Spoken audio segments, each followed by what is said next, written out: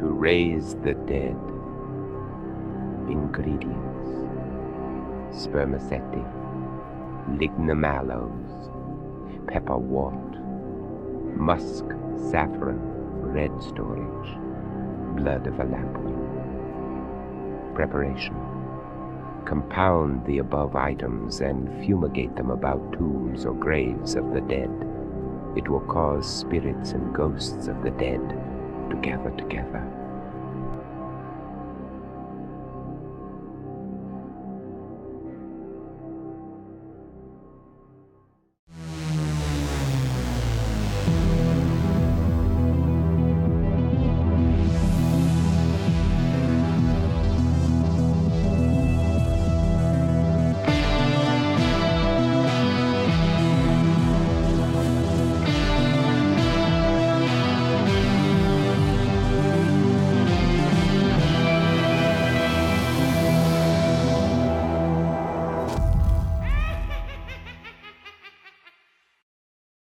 Bienvenue dans Cheap Thrills. Mais non, bienvenue dans Cheap Thrills, bien sûr.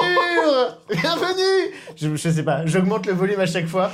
Bonjour, on a bonjour commencé, à tous. je savais pas. Mais Ok. oui, on a commencé, ça y est, c'est parti, on y est. Bienvenue à tous. Alors, on essaye de vous faire cette fois-ci, on va le faire, on va pas essayer de le faire, on va le faire. On vous fait une émission qui sera en principe relativement courte, où on va essayer de vous parler de films qu'on vous conseille pour Halloween. Comment ça va, Geoffrey ? Ça va. Ça va bien Temps de se remettre un peu, se replonger dans l'ambiance, Tout à fait. vu qu'on tourne tous les 2-3 mois à peu près.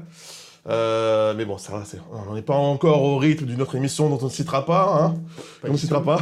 Pas du tout, non, je Donc- ne sais pas de quoi tu parles. Pas du tout. Et donc du coup, oui, cet épisode-là, c'est un épisode spécial, on va dire presque un hors-série finalement, parce que ça va être un épisode qu'on va essayer de faire court. Pour une fois, on n'est jamais court, on va essayer d'être court. On va essayer de vous prendre un peu 3-4 minutes pour présenter chacun des films. Par personne quand même, hein. Ok, c'est ça. Pour chaque film. Pour chaque film. Et donc du coup, comme ça, on a choisi 3 films chacun. Et puis, pas forcément des films typiques Halloween, mais des films que nous, on aurait envie de voir à Halloween ou de partager pour Halloween. Exactement. Voilà. Donc, voilà, on va pouvoir commencer directement, sans perdre de temps, comme ça. Tout à fait. On y va tout de suite, on fait court. Et donc, c'est Gilles qui va commencer avec... Avec Dead of Night. You ought to get your head examined. Good night. Key, my friend, don't leave me. Take me with you.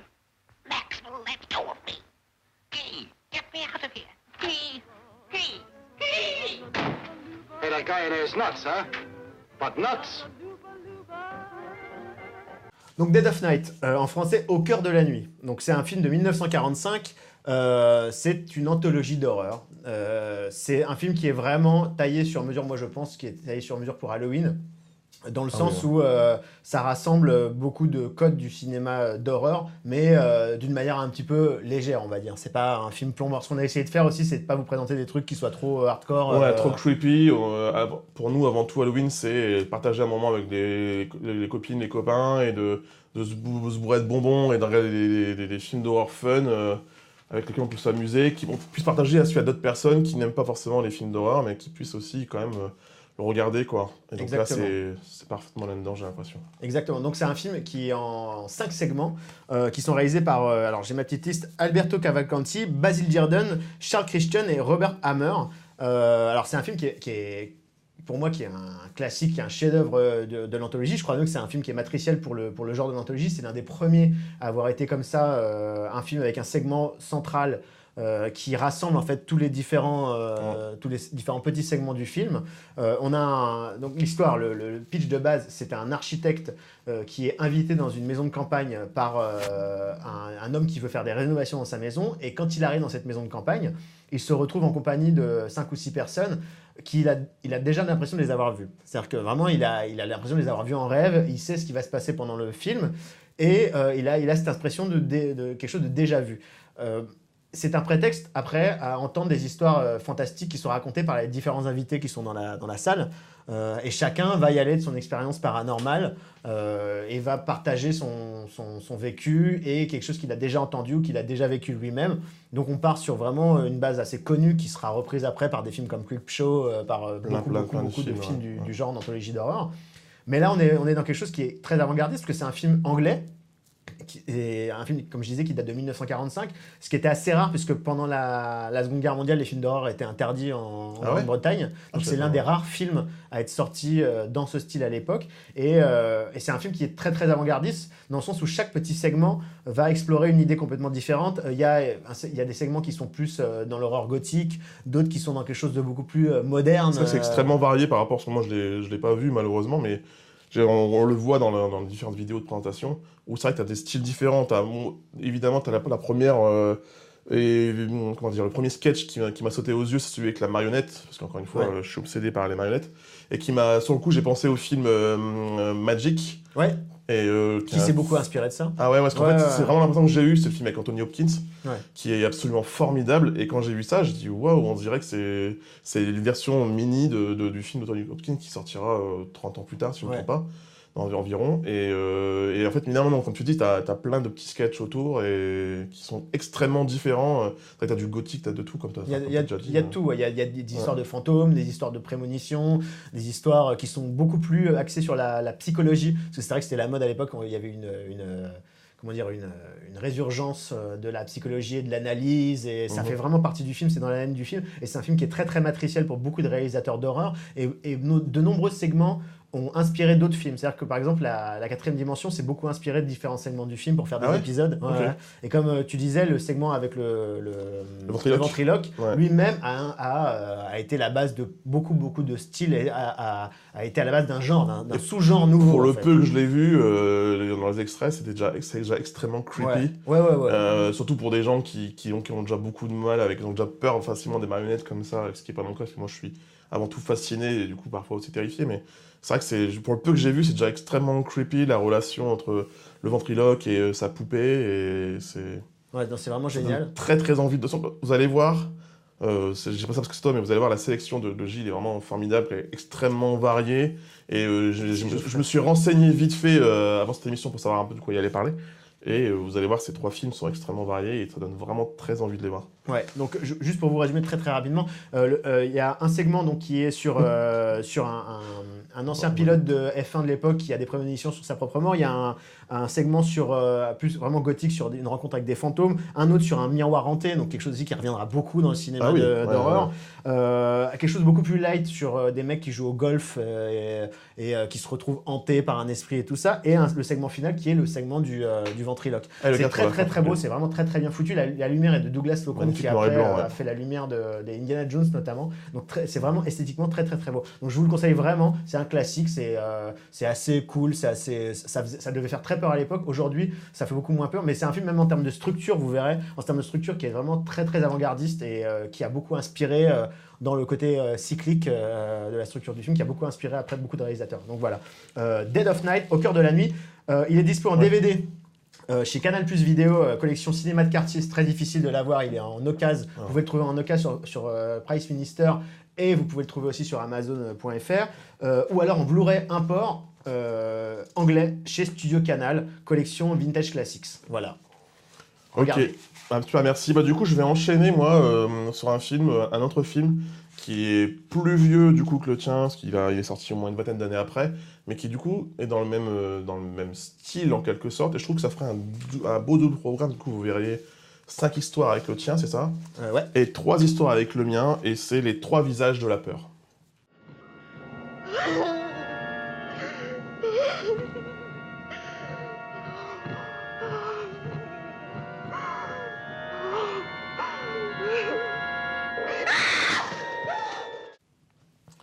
Et donc, les 3 visages de la peur de Mario Bava. Ouais. Évidemment, il fallait forcément qu'on en mette au moins un Fulci Argento Bava. Donc, c'est moi qui s'y colle. Et donc, du coup, on se fait un petit Mario Bava avec les 3 visages de la peur, qui est aussi un peu le film aussi.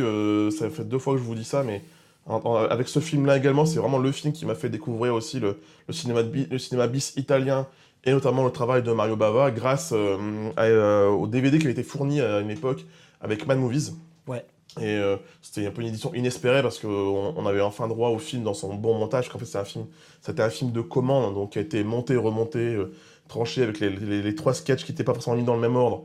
Et la présentation aussi qui était dégagée, alors que quand même que la présentation est quand même faite par quelqu'un d'extrêmement Karloff. connu. Ouais, Boris Karloff. Donc ça a été dégagé dans certains montages. Donc là, avec ce DVD-là, on a eu le droit à la version complète du film, on va dire. Et donc, c'est un film à sketch, dans lequel il y a 3 sketchs. Il y a le téléphone, les Vurdalak et la goutte d'eau. D'ailleurs, j'ai oublié de vous dire, c'est que forcément, il y a 2 titres. Il y a 3 titres, en gros, le film, pour ce qu'on sait. Les 3 visages de la peur. Le titre d'origine, c'était... Vas-y, tu vas nous le lire avec ton accent I italien. tre volti della paura. Voilà. Parfait. Et, plus facile pour moi, le titre américain, c'est Black Sabbath, qui a juste inspiré le nom du fameux groupe Black Sabbath, ça vient de là. Parce qu'il y avait Black Sunday Voilà, avant. mais justement, regardez, je l'avais noté, Black Sunday, parce qu'il y a eu Black Sunday en 1960 qui a bien marché, et du coup ils ont voulu un peu surfer là-dessus, et ils ont fait un Black Sabbath. Le masque du démon, c'est le Black Sunday en fait. Black Sunday qui aurait fait un très bon film d'Halloween aussi en l'occurrence. C'est vrai, c'est Magnifique. vrai. On vous en parlera un autre jour. Ouais, dans une autre émission spéciale. Et donc, un film à sketch, donc je vous disais, Le Téléphone, qui adapte la nouvelle de F.G. Snyder, et non pas de mots passants comme il est indiqué dans le film.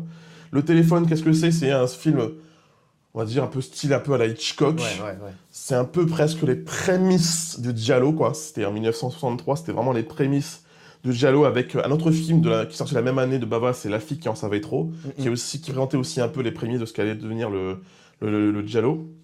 C'est dans une unité de temps et de lieu, ça se passe uniquement dans Une une chambre, un chambre, appartement. Ouais. parce qu'en fait c'est une dame qui reçoit un coup de téléphone et qui est harcelée, donc on imagine bien qu'après ça, plus tard, ça va inspirer beaucoup de choses, notamment évidemment la scène d'intro de Scream, mais aussi d'autres, des films complets. Et voilà, donc c'est avec l'actrice Michelle Mercier, qui sera connue plus tard pour son rôle de... Angélique, Angélique, Marquise merci. des Anges. Voilà. Et donc, qui est pas le meilleur sketch, mais ça qui est bien aussi, qui est du coup dans ce montage-là, c'est que Ça commence doucement, monte ouais. en puissance. D'ailleurs, dans ce sketch-là avait été légèrement censuré parce que il y avait un sous-entendu de relation lesbienne entre elle et puis la personne qui est au téléphone. Ça avait été un peu dégagé dans un des montages. Donc, c'est pas le meilleur. Il est vraiment bien, mais c'est pas le meilleur. Ensuite, on enchaîne sur les Vurdalak, dont on vous a déjà parlé déjà, parce que ça se base sur le même mythe de vampires russes qui s'attaquent à leur propre famille. Et évidemment, ça vous dit quelque chose si vous êtes habitué à l'émission. C'est-à-dire qu'il y a ça également dans La Nuit des Diables. L'excellent, le formidable La Nuit des Diables, dont on a parlé dans l'émission précédemment, dans je ne sais plus quel épisode, le pilote, je mettrai le lien directement. Et donc de Giorgio Ferroni, qui a réalisé ce film-là moins de 10 ans après Les Trois Visages de la Peur. Et donc c'est sur le même principe, sauf que sur un sketch c'est 20 minutes, quoi, enfin une demi-heure. Et donc voilà. Ils sont rapides.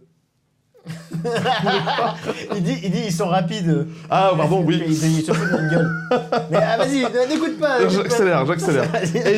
Et d'ailleurs, j'ai repensé à ce sketch de Mario Bava, alors que c'est pas sous le même mythe, là c'est plutôt un mythe dans la mythologie juive. C'est le sketch qui est au début du film Issei Ousmane. Je sais pas si tu l'as vu, ce film. Ouais. Tout le début, tu te demandes où t'es. Tout le début, tu te demandes. Et ça fait un peu penser à ça, c'est le même style un peu d'histoire, le même d'ambiance. J'avais repensé à ça. Et donc, pour accélérer, parce que monsieur le producteur, aussi effectivement, on n'est pas. Et donc, il y a Karloff aussi dans Les Vurdalak. Ouais. Karloff a le rôle principal. Karloff a le rôle principal, et d'ailleurs, il garde ce même costume-là Ouais. pour présenter après Un des autres segments. Ouais. Ah ouais, les autres segments. Et donc, c'est un film gothique absolument somptueux, visuellement absolument superbe. Et ensuite, on enchaîne sur le troisième sketch qui est le meilleur et le plus terrifiant et de loin. Ouais. S'appelle La Goutte d'eau, et qui est un concept simple mais extrêmement efficace, où c'est une nana qui vole un bijou d'une dame et qui se retrouve un peu poursuivie, hantée par cette nana-là. Qui est morte. Hein. Qui est morte, ouais, du coup. Et ce bruit de goutte d'eau, vous comprendrez, moi, dès que j'entends une goutte d'eau qui tombe, je pense à ça tout de suite, et c'est absolument terrifiant. Et par ce bruit absolument obsessionnel.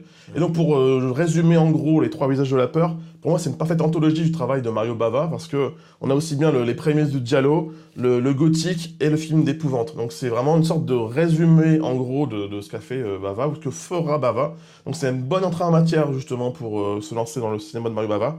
Et donc on aurait pu prendre d'autres films de sketch comme Creepshow d'en parler, ou le récent Trick or Treat qui était vraiment pas mal du tout. Et pour voir le film, donc il y avait le DVD qui vient de chez MAD, peut-être encore trouvé, mais par contre pour le voir en Blu-ray, malheureusement, encore une fois, comme d'habitude, il faut se tourner ailleurs. Là c'est le Blu-ray anglais de Arrow, qui est en italien sous-titré anglais, donc ça passe si vous vous débrouillez un peu en anglais. Voilà pour le 3 visages de la peur. On va vite, on n'est pas habitué à aller vite, mais C'est très là bien. on y va vite, C'est on va vite. entraînement. Moi, je vais vous parler d'un film qui s'appelle Aosu. 本当に綺麗。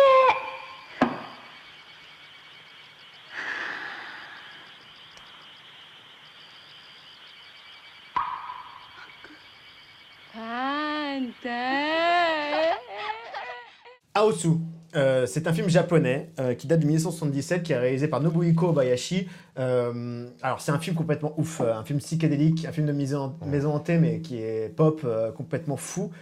Aosu, ça commence, c'est la maison Toho en fait qui contacte Obayashi en 1975 parce qu'ils veulent reproduire le succès des Dents de la Mer de Spielberg, et ils veulent trouver une formule de cinéma populaire d'horreur, et donc ils font confiance à ce mec-là qui lui n'avait pas réalisé de long métrage avant, qui avait fait des publicités et des courts métrages en 8 mm et en 16 mm, mais qui était connu pour être très dans l'expérimentation, un mec qui était très graphique et qui faisait des pubs très ouf. Et du coup, ils se sont dit, bah, le mec est en contact avec la jeunesse, on va lui donner ça à faire. Aosu, quand Obayashi l'écrit, il l'écrit avec sa fille pour directement être en contact avec l'adolescence. C'est elle qui lui donne la plupart des pistes en fait, qui sont dans le film, la plupart des idées. L'histoire, c'est l'histoire d'une jeune fille qui va partir en vacances d'été dans la maison de sa tante. C'est son père qui la force à faire ça. Et comme elle, ça la gonfle un peu. Elle part avec plusieurs copines à elle. Et elle se retrouve dans cette maison qui est chargée d'un lourd passé, en fait. Et symboliquement, le film, c'est vraiment la rencontre de l'ancien Japon et du nouveau Japon, quoi. C'est vraiment la jeunesse qui est au contact de la tradition japonaise.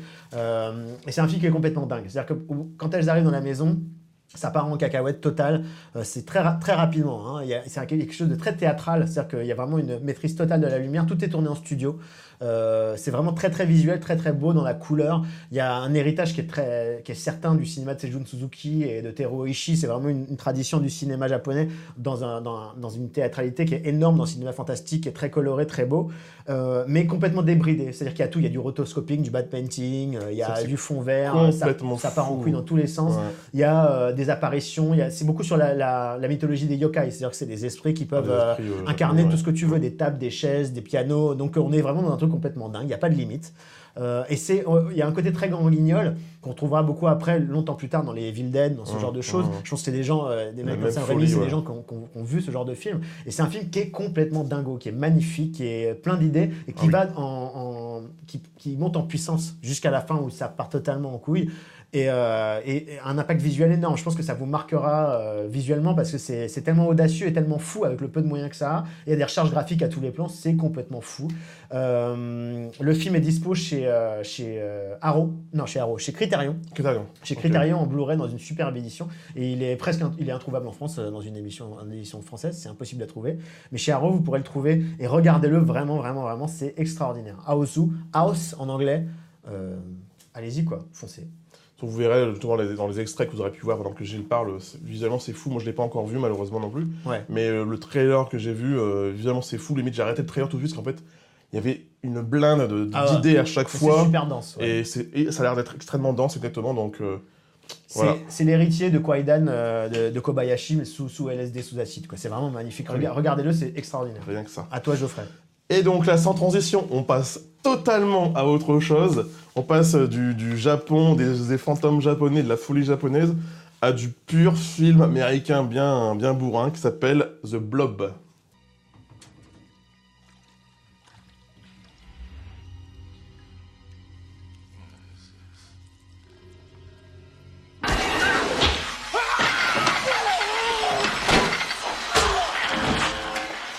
Et donc ouais, The Blob, lequel ni le premier qui est sorti en 58, ni sa suite. Parce qu'en fait j'ai découvert qu'il y avait une suite, je savais pas qu'il y avait eu une suite. Moi je pensais qu'il y avait eu que le film d'origine de 58 et après un remake, mais en fait non, il y a eu une suite en 1972, mais apparemment qu'elle n'est pas du tout marquante. Et t'as eu le remake de 1988, qui s'éloigne quand même pas mal, il faut bien le dire, du film. Il y a quelques scènes qui sont reprises, celle du cinéma et tout ça. Ouais, la scène du cinéma, je pense qu'il ne pouvait pas ne pas y passer à côté, quoi. Mais on passe vraiment à autre chose, un film de 1988, donc c'est purement du film 80s, mais ça transpire la 80s, quoi. Réalisé par Chuck Russell. Alors Chuck Russell, il a eu une carrière début de filmo assez folle, et ça s'est effondré rapidement. Juste avant d'avoir réalisé ça, il avait réalisé quand même le deuxième meilleur à mes yeux, Freddy, c'est-à-dire Freddy 3, Les Griffes du Cauchemar, A Nightmare on Elm Street, Dream Warriors, qu'on a eu la chance de voir en salle grâce à Panic Cinéma. Et donc, là, il a un début de carrière assez fou, et après, ça s'est effondré, bon, bref. Et le film est scénarisé par lui, par Chuck Russell, et aussi par Frank Darabont, qu'on va bien connaître après, hein, qui aura fait beaucoup de choses, qui aura beaucoup adapté King, notamment. The Mist. The Mist et plein d'autres films de King. Et justement, déjà, Les Évadés, et justement, c'est ce que j'allais dire, c'est que à travers The Mist, il a de nouveau rendu hommage au film de monstres.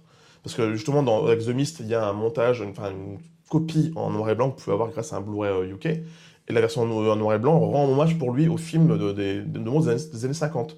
Et justement, là, c'est Blood a remaké un film des années 50. Là, il ne rend pas trop hommage, en fait. J'avais oublié à quel point le film était parfois extrêmement ironique. Il se fout quand même un peu de la gueule du film d'origine. Notamment, vous verrez, il y a un clin d'œil au film d'origine. Il se fout un peu de la gueule des effets spéciaux d'avant. Et là, pour le coup, les effets spéciaux de la version de 88 sont magnifiques. Ils sont super. En tout cas, tout ce qui est des effets gore, avec le blob qui devient, dans cet épisode-là, extrêmement vicieux. Il y a des attaques hyper originales. On voit qu'il est prêt à attendre pour attaquer au bon moment. On va vous énumérer les morts, mais vous verrez, il y a plein de morts. N'importe qui peut y passer aussi, c'est ça qui est fort. Vraiment n'importe qui, vous allez voir. C'est sans pitié, et ça fait partie du sel, du plaisir de ce film. Et voilà, et du coup, il y a aussi les acteurs, il y a quelques acteurs qu'on connaît, surtout pour leur gueule, notamment un acteur dont j'ai oublié le nom, mais qu'on trouve toujours dans les productions de Frank Darabont, qui était dans le début de The Walking Dead d'ailleurs. Et il y a un acteur aussi, c'est Kevin Dillon, qui a juste, t'as juste envie de lui foutre une claque dans son mulet, quoi. Mais c'est pas possible, il a une tête insupportable, mais bon, il joue un peu le outcast, un peu le mec qui est un peu à part dans cette ville toute propre, toute clean, qui semble tout droit venir, justement, dans un autre film des années 50, c'est les Invasion of the Body Snatcher. On pense un peu à ça, du coup, il y a un peu ce côté-là aussi. Très clean, On pense aussi évidemment beaucoup à The Thing, dans le côté extrêmement organique et la mutation de l'ennemi, de la créature. Et voilà, c'est vraiment, c'est pas un chef-d'œuvre, vraiment pas, la réalisation n'est pas folle de Chuck Russell, mais juste pour les effets spéciaux, son inventivité, son côté purement 80s, ça vaut le coup à mes yeux. En plus, c'est un film qui est super fun, il y a un rythme qui est super élevé, il y a des kills à droite à gauche, c'est vachement créatif, c'est très gore, comme tu disais, c'est très intense. Et puis là, on se moque pas du film, c'est le film qui a un ton ironique tout le long et qui s'amuse. On voit qu'il nous fait un peu des petits clins d'œil, quoi. Croyez-moi, la fameuse scène du cinéma, le premier mort qu'il y a dans la salle de cinéma, vous penserez à moi et vous verrez que ça fait plaisir et que plein de fois quand on est au cinéma, on aimerait que ça arrive, ce truc-là. Vous penserez à moi, parce qu'il sait de quoi je parle, je suis sûr, mais vous penserez à moi à ce moment-là. Et croyez-moi, il y a plein de fois où j'ai eu très envie. Donc voilà, le film a été un échec malheureusement au box-office et il a pas forcément très bonne réputation, mais croyez-moi, c'est quand même plutôt cool. Chez nous, pour le voir, malheureusement, c'est uniquement en DVD. Et ailleurs, encore une fois, merci l'Angleterre, on peut le voir grâce à un Blu-ray UK sous-titré anglais.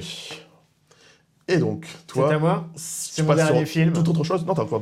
Non, c'est mon dernier, c'est mon troisième. Ah oui, c'est vrai. Moi, je vais vous parler de The Ça va vite. Ouais, je vais vous parler de The American Scream.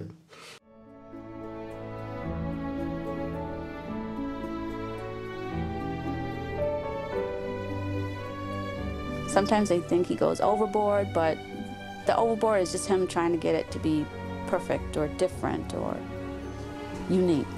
Donc, The American Scream, qu'est-ce que c'est? C'est un documentaire qui est réalisé par une personne qu'on connaît qui s'appelle Michael Stephenson, qui a réalisé ce petit film que j'ai ici, qui s'appelle Best Worst Movie. Qu'on a vu au cinéma, encore une fois, grâce à Panic Cinéma. Qu'on a eu la chance de voir au cinéma grâce à Panic Cinéma, qui raconte le making-of du film Troll 2, magnifique. Donc, à voir ce truc-là.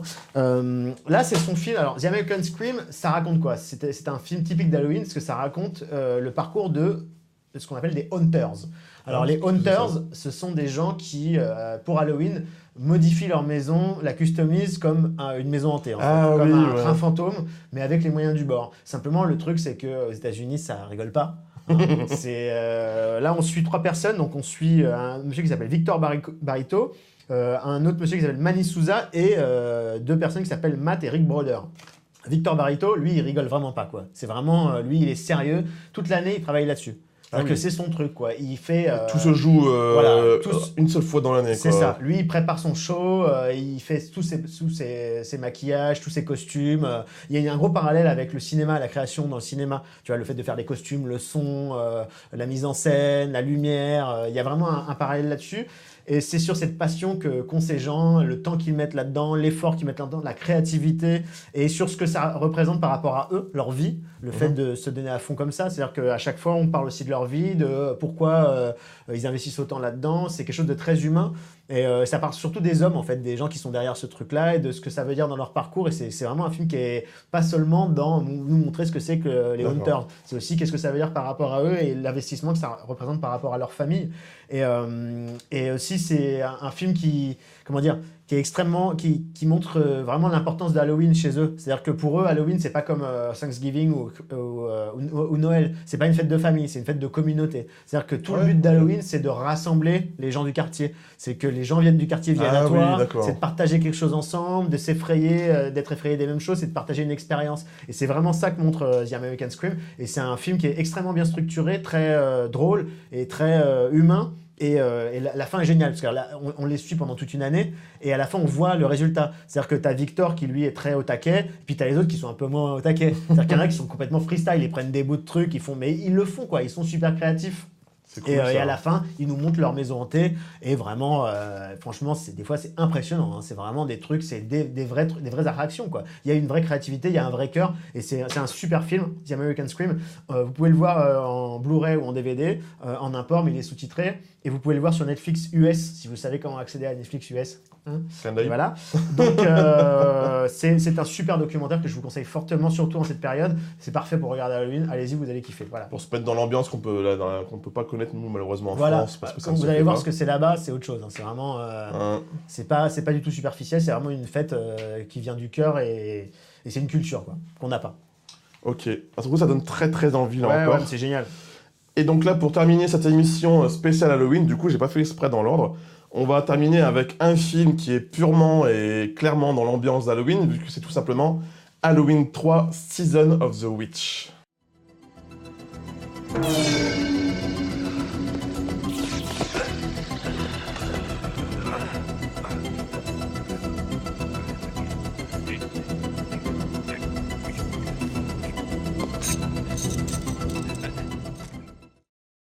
Halloween 3 Season of the Witch, retitré Le sang du sorcier par les distributeurs français. On comprend en gros d'où ça vient. 1982 qu'il est sorti et il est réalisé par Tommy Lee Wallace. Un film qui est censé suivre justement comme ça s'appelle Halloween 3, Halloween 1 et 2, sauf que celui-ci est vraiment à part.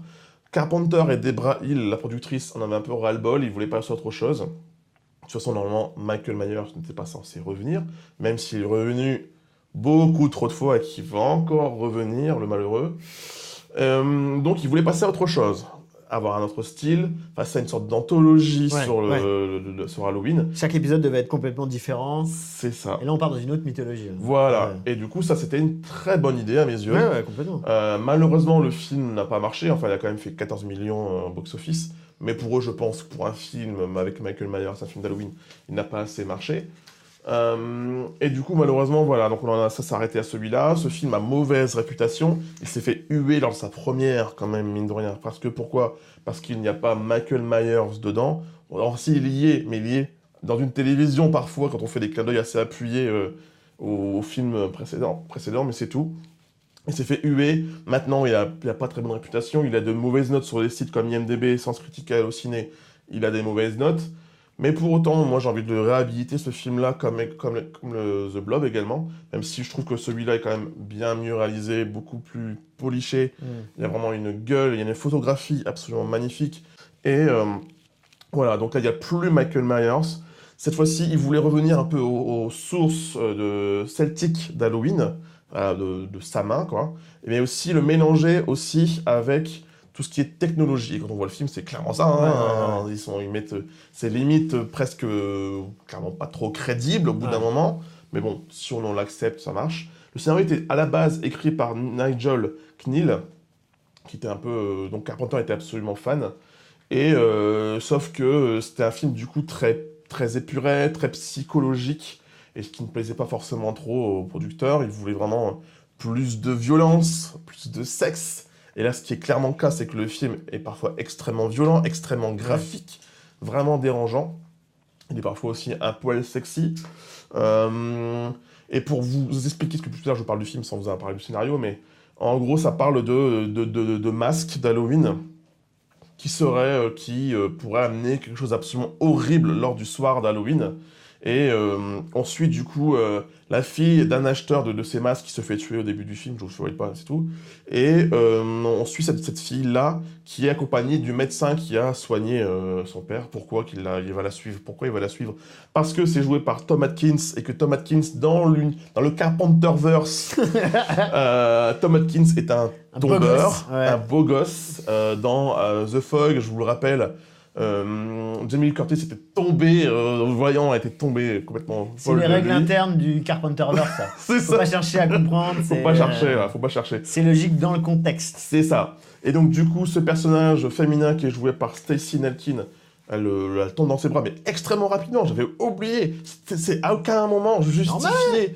Mais dès le début, on voit qu'il est le tombeur. Et c'est un mec qui est divorcé. Sa collègue, elle est amoureuse de lui, clairement. Enfin, c'est... Tout le monde. Tout le monde est amoureux de Tom Atkins. Du coup, gros défaut aussi du film, c'est que le personnage féminin joué par Stacey Nelkin est extrêmement vide. Elle sert juste, malheureusement, comme love interest, comme prétexte scénaristique pour que le médecin enquête sur cette étrange usine qui fabrique ces masques, et qui est menée par un bad guy qui ressemble à une sorte de papy gâteau, qui est joué par Dan O'Hurley, qui est qu'on connaît tous parce qu'il a joué dans Robocop, qui jouait le bad guy aussi dans Robocop. Et il y a des apparitions aussi, on parle de Carpenterverse, d'acteurs ou d'actrices habituelles de Carpenterverse, donc c'est-à-dire Nancy Loomis, qu'on a déjà vu plusieurs fois dans les films de Carpenter, Dick Warlock, qui jouait juste Michael Myers à la base, et Jamie Lee Curtis, vous verrez, elle est bien cachée, mais on la reconnaît bien, vous allez voir. Et donc le film, pour vous dire qu'il est vraiment bien, extrêmement noir, extrêmement violent, il se base bien, il s'inscrit bien dans toutes les histoires mythologiques liées à Halloween. Il s'inscrit aussi dans le style de Carpenter, avec ce scope, avec ces silhouettes menaçantes, à la classique, à la Carpenter qu'on a pu retrouver dans The Fog, dans Assaut, etc. La BO est absolument magnifique, pour moi dans le top 3 ever de BO réalisé par Carpenter. Et dans les points négatifs, cette putain de pub qui nous embrouille l'esprit, qui nous prend, qui est horrible, qui a été écrit d'ailleurs la musique directement par le réalisateur, mais qui est aussi partie du mythe aussi autour du film. D'ailleurs, j'espère que Gilles nous mettra là derrière nous, vous entendez bien. Maintenant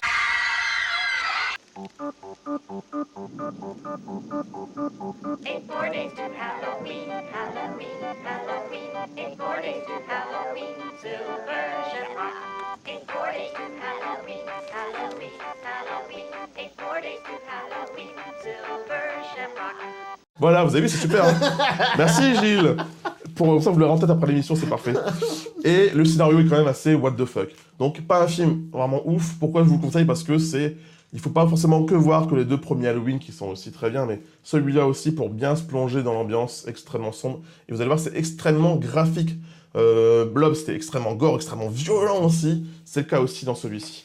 Voilà, pour cette émission. On va quand même vous faire vite fait un méga résumé des films que vous pouvez trouver sur les sites de streaming aussi. Encore une petite demi-heure et c'est bon. Voilà. Ah oui, d'ailleurs, Halloween, où est-ce qu'on le trouve, Halloween? Halloween, on le trouve chez nous, un DVD ultra pourri. J'ai découvert par ce DVD pourri. Tu vois, là-bas, le temps, à un moment où on avait dit qu'on ferait une émission courte. C'est là-bas, très loin, là-bas. Et le Blu-ray UK, qui est sous-titré en français et qui coûte environ une dizaine d'euros, donc ça vaut le coup. En plus, le master est vraiment pas mal du tout. Donc, chez Netflix, vous pouvez trouver quelques films un peu... pas mal quand même pour le soir d'Halloween, comme Gremlins, Shaun of the Dead et Evil Dead, des films bien pour se détendre, vraiment bien dans l'ambiance.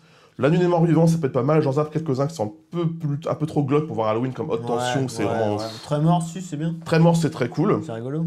Après, chez Canal Play, il y a aussi Haute Tension. Il y a The Woman, qui n'est pas un film trop pour Halloween, mais qui est un film absolument formidable.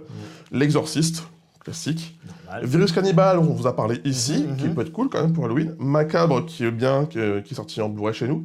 Messia of Evil, Ah, dont Gilles vous a parlé, il peut être très cool, je trouve, pour Halloween, Ouais. dans l'ambiance un peu dark, carrément, un peu... carrément. Et il y a aussi des films de notre chouchou, Mario Bava. Là, il y a un bon petit... Après, les masters sont pas terribles, malheureusement, même pas en HD. Les 3 visages de la peur, dont je viens de vous parler. Opération Peur, C'est chez qui ça? chez Canal Play. Canal Play aussi. Ouais, voilà. Opération Peur, Le Masque du Démon, L'île de l'épouvante, La fille qui en savait trop. Et d'ailleurs, en parlant de Bava, mini parenthèse, Arte va faire un cycle sur Mario Bava à partir du 30 octobre, donc pile pour Halloween. Ils vont commencer avec Danger Diabolique, donc qui est pas trop pour Halloween, mais quand même c'est cool. Opération Peur, Baron Vampire, Planète des Vampires. Donc c'est quand même la classe que ça passe à la télévision française. Baron Vampire. Ouais. Putain, dur à trouver. Avec, vous verrez le placement produit le plus what the fuck de l'histoire du Ah cinéma. oui, tu l'as eu récemment, toi tu l'as eu en d'ailleurs, Blu-ray. Regardez-le, vous me direz ce que vous en pensez, mais c'est hallucinant. quoi. J'ai hâte de le voir. Vas-y. Et il y a aussi un petit film dans Canal Play et également dans Filmo TV, dont je vais parler vite fait après. The Wicker Man. Je vais me taire parce que je vous en parlais pendant une demi-heure, on n'a plus le temps. Mais The Wicker Man, c'est parfait. En plus, c'est bien l'ambiance automnale en plus, donc ça serait parfait pour Halloween, je trouve. Et Filmo TV, chez Filmo TV, il y a La Mouche, Les 2 Basket Case, Scanner. Cool. Là, ça peut glauque quand même pour Halloween, La Colline à des yeux. Maniac Cop, parfait, ambiance années 80. Nickel. ouais. Les 2 Gremlins. Il y a même Barbarian Sound Studio. Ouais, alors là, pour C'était pas trop pour Halloween, je pense. Vite fait, J'ai ouais. une bonne interrogation. Il y a Amer aussi, que t'aimes beaucoup. Ouais, j'adore la dernière maison sur la gauche, ouais.